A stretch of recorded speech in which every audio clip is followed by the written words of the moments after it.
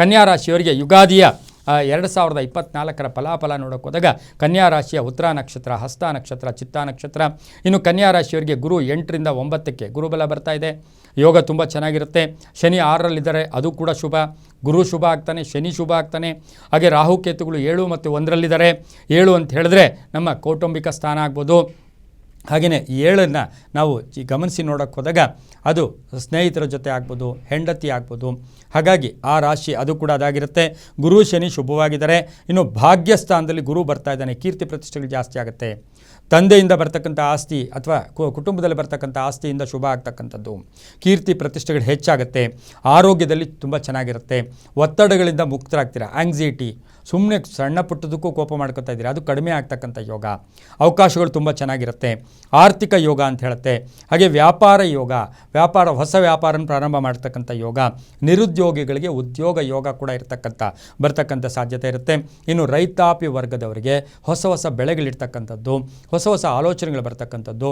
ಈ ವರ್ಷದಲ್ಲಿ ಕಡೆಯ ವರ್ಷಕ್ಕಿಂತ ಈ ವರ್ಷ ಈ ಕ್ರೋಧಿನಾಮ ಸಂವತ್ಸರದಲ್ಲಿ ಬಹಳಷ್ಟು ಶುಭ ಆಗ್ತಕ್ಕಂಥದ್ದು. ಇನ್ನು ಕನ್ಯಾ ರಾಶಿಯ ಚಲನಚಿತ್ರ ನಟರಿರ್ಬೋದು, ನಾಟಕ ಒಂದು ಮಾಧ್ಯಮದವರು ಇರ್ಬೋದು, ನಾಟಕಗಳನ್ನು ನಡೆಸ್ತಕ್ಕಂಥವರು, ಮಾಧ್ಯಮಗಳಲ್ಲಿರ್ತಕ್ಕಂಥವ್ರಿಗೆ ಈ ವರ್ಷ ಕನ್ಯಾ ರಾಶಿಯವರಿಗೆ ಬಹಳಷ್ಟು ಶುಭ ಆಗುತ್ತೆ. ವಿದ್ಯಾ ಕ್ಷೇತ್ರದಲ್ಲಿ ಕೆಲಸ ಮಾಡೋರಿಗೆ ಒಳ್ಳೆಯದಾಗುತ್ತೆ. ವಿದ್ಯಾರ್ಥಿಗಳಿಗೆ ಆಸೆ ಆಕಾಂಕ್ಷೆಗಳು ಈಡೇರುತ್ತೆ. ಮಹಿಳಾ ವಿದ್ಯಾರ್ಥಿಗಳು ತುಂಬ ಹೆಚ್ಚು ಮಾರ್ಕ್ಸ್ ತೆಗಿತೀರಾ. ಕನ್ಯಾ ರಾಶಿಯ ಮಹಿಳಾ ವಿದ್ಯಾರ್ಥಿಗಳು IAS ಮಾಡ್ತಾಯಿದ್ದೀರಾ, ಯಾವುದೋ ಬೇರೆ ಇನ್ನೊಂದು ಕೋರ್ಸ್ ಮಾಡ್ತಾಯಿದ್ದೀರಾ, ಇಂಥವ್ರಿಗೆಲ್ಲ ಬಹಳಷ್ಟು ಶುಭ ಆಗುತ್ತೆ.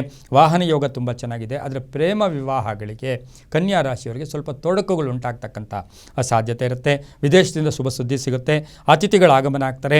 ಕೆಲವರಿಗೆ ಸಂತಾನ ಯೋಗ ಕೂಡ ಈ ರಾಶಿಯವರಿಗೆ ಈ ವರ್ಷದಲ್ಲಿರುತ್ತೆ. ಅಂದರೆ ಸಂತಾನ ಯೋಗ ಎಲ್ರಿಗೂ ಕಾಮನ್ನಾಗಿ ಆಗ್ತಾ ಇರುತ್ತೆ. ಕೆಲವರಿಗೆ ತುಂಬ ವರ್ಷಗಳಿಂದ ಕಾಯ್ತಾ ಇರ್ತಕ್ಕಂಥವ್ರಿಗೆ ಸಂತಾನ ಯೋಗದ ಫಲ ಕೂಡ ಈ ವರ್ಷ ಇರುತ್ತೆ. ಉದ್ದಿಮೆದಾರರಿಗೆ ಒಳ್ಳೆಯದಾಗುತ್ತೆ. ಯೋಜನೆಗಳಿಗೆ ಮನ್ನಣೆ ಸಿಗುತ್ತೆ.